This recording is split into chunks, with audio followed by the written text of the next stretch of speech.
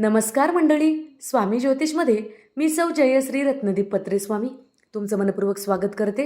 तर मंडळी, आपण आजच्या व्हिडिओत गुढीपाडव्याच्या दिवशी अमावस्या सकाळी असणार आहे. तर या दिवशी गुढीची पूजा कशी करावी, गुढीची पूजा करण्याचा शुभ मुहूर्त, त्याचबरोबर गुढीपाडव्या दिवशी गुढी कोणत्या वेळी उभारावी याविषयीची सविस्तर माहिती या व्हिडिओत आपण जाणून घेणार आहोत. गुढीपाडव्याचा सण अवघ्या काही दिवसावर आलेला आहे. येत्या 19 मार्च रोजी गुढीपाडवा सर्वत्र साजरा केला जाणार आहे. हा सण हिंदू धर्मात अत्यंत महत्त्वाचा मानला जातो. या दिवसापासून हिंदू नववर्षाची सुरुवात होते. तसेच गुढीपाडवा हा 3.5 मुहूर्तापैकी एक असल्याने या दिवशी काही वस्तूची खरेदी करणे देखील शुभ मानले जाते. अशातच गुढीची देखील काही वैशिष्ट्य आहे. गुढी उभारताना काही गोष्टी लक्षात घ्यायला हव्यात. गुढी हे मांगल्याचे प्रतीक मानले जाते. ती उभारताना काही गोष्टी समजून घेणे व त्याचे नियम जाणून घेणे हे महत्त्वाचे असते. त्यापैकी एक म्हणजे कडुलिंबाचा पाला. हे कडुलिंब गोड साखरेच्या बत्ताशासोबत गुढीला घातले जातात. यामागे काय कारण आहे असा प्रश्न तुम्हाला पडला असेल, पण याचे कारण या व्हिडिओच्या माध्यमातून आपण जाणून घेऊया.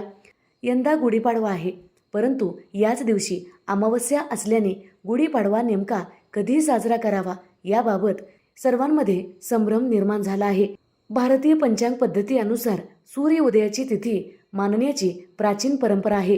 19 मार्च 2026 रोजी सकाळी 6:45 सूर्य उदय होणार आहे. तर सकाळी 6:53 अमावस्या असणार आहे. सकाळी अमावस्या संपली की प्रतिपदा लागणार आहे. त्यामुळे 19 मार्च 2026 रोजी गुढीपाडवा सण साजरा करावा असे पंचांगात सांगितले आहे. प्रत्येक वर्षी संवत्सर बदलत असते. यंदाच्या संवत्सराचे नाव आणि गुढीपाडव्याचे महत्त्व जाणून घेऊया. यावर्षी 19 मार्च 2026 रोजी गुरुवार गुढीपाडवा आहे. या दिवशी चैत्र शुद्ध प्रतिपदेला क्षय असल्याने अमावस्या समाप्तीनंतर म्हणजे सकाळी 6:53 गुढी उभारावी. सकाळी 6:53 ते सकाळी 8 वाजेपर्यंत आपण गुढी उभारू शकता. या मुहूर्तावर जर आपण गुढी उभारू शकत नसाल तर 11 वाजल्यापासून ते 12:32 आपण गुढी उभारू शकता. गुढीपाडव्याच्या दिवशी गणपती पूजन आणि पंचांग पूजन केले जाते आणि या दिवशी पंचांग वाचन सुद्धा केले जाते. गणपती व पंचांग पूजनही सकाळी अमावस्या संपल्यानंतरच करायचे आहे. तर मंडळी, चैत्र शुद्ध प्रतिपदा क्षय तिथी असली तरी 3.5 मुहूर्तापैकी एक असल्याने हा दिवस शुभच आहे. यापूर्वी 19 मार्च 2007, 6 एप्रिल 2008 आणि 28 मार्च 2017 रोजी अमावस्या सांगता झाल्यावर गुढीपूजन करण्यात आले होते. म्हणून यावर्षी सुद्धा आपणास गुढीपाडवा 19 मार्चला बिना संकोच करता साजरा करायचा आहे. यंदाच्या संवत्सराचे नाव काय? पंचांगानुसार वर्षाचा पहिला महिना चैत्र असतो. सूर्य जेव्हा मेष राशीमध्ये प्रवेश करतो त्यावेळी भारतीय सौर पंचांग सुरू होते. चैत्र महिन्यापासून वसंत ऋतूची सुरुवात होते.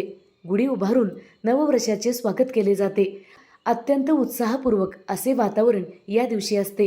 हिंदू नववर्ष प्रत्येक वर्षी नवे संवत्सर नाव घेऊन येते. 19 मार्च 2026 रोजी गुढीपाडवा असून यंदा शालिवाहन शके 1948 प्रारंभ होत आहे. यंदा पराभव नावाचे संवत्सर सुरू होणार आहे. संवत्सर हा 1 वर्षाचा आणि 12 महिन्याचा कालावधी असतो. चंद्रवर्षानुसार हा काळ सुमारे 365 दिवसांचा असतो. यास चांद्रवर्ष असे सुद्धा म्हटले जाते. गुढीपाडवा या दिवशी शक संवत्सर संपून दुसरे सुरू होते. भगवान श्री विष्णूने 7वा रामावतार चैत्र शुद्ध नवमीला घेतला. श्रीराम वनवासात असताना त्यांची भेट सुग्रीवाशी होते. वनराज बालीच्या अत्याचाराने सर्व कथन सुग्रीव श्रीरामासमोर करतात. अखेर बालीचा वध करण्याचा निर्णय श्रीराम घेतात. बालीचा वध करून श्रीरामाने दक्षिणेतील प्रजेला अत्याचारापासून मुक्त केले. प्रजाजनाने विजयाची गुढी उभारून हा दिवस साजरा केला होता. या दिवसापासून गुढीपाडवा सण साजरा करण्याची प्रथा सुरू झाली अशी मान्यता शास्त्रात सांगितली गेली आहे. गुढीपाडवा चैत्र महिना हा हिंदू धर्मसंस्कृती आणि नववर्ष म्हणून साजरा केला जातो. तरी आरोग्याच्या दृष्टिकोनातून तितकेच महत्त्वाचे आहे. पौराणिक कथेनुसार याच दिवशी ब्रह्मदेवाने सृष्टीची निर्मिती केली होती. म्हणून याला ब्रह्मध्वज असे सुद्धा म्हणतात. प्रभू श्रीराम रावणावर विजय मिळवून अयोध्येत परतले तो हाच दिवस होता अशी शास्त्रात मान्यता आहे. लक्ष्मी प्राप्तीसाठी आपण या दिवशी काही उपाय करू शकतो. जर तुम्हाला आर्थिक प्रगती आणि घरात स्थैर्य हवे असेल तर गुढीपाडव्याचे हे महत्त्व जाणून घेऊन आपण काही उपाय करू शकतो. तर मंडळी, या दिवशी आपणास पूजेमध्ये 5 पिवळ्या कवड्या ठेवायच्या आहेत. त्यांची पूजा करा आणि दुसऱ्या दिवशी त्या कवड्या आपल्या धन ठेवण्याच्या जागी ठेवा. असे केल्याने धनधान्यात बरकत येते. मुख्य दरवाजावर शुभ लाभ लिहिणे या दिवशी उत्तम मानले जाते. कुंकवामध्ये थोडेसे गंगाजल मिसळून मुख्य दरवाजावर दोन्ही बाजूला शुभ आणि लाभ लिहावे. हे रिद्धी सिद्धीचे प्रतीक आहे. असे केल्याने आपल्या घरात कधीही संकट येत नाही आणि आपल्या घरात सुख समृद्धी कधीही कमी पडत नाही. पूजेच्या वेळी देवासमोर अष्टदल कमळ काढून त्यावर लक्ष्मीची मूर्ती ठेवावी. यामुळे आर्थिक अडथळे दूर होतात. या दिवशी आंब्याच्या पानाचं तोरण दाराला लावल्यामुळे घरात कधीही कसलाही अडथळा येत नाही. त्याचबरोबर या दिवशी अशोकाच्या पानाचं सुद्धा तोरण आपण दाराला लावू शकता. यामुळे घरात कोणताही शोक राहत नाही, म्हणजे कुठलंही दुःख राहत नाही.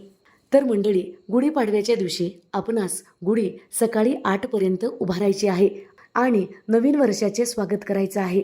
तर तुम्हाला नवीन वर्षाच्या खूप खूप शुभेच्छा. धन्यवाद. हर हर महादेव.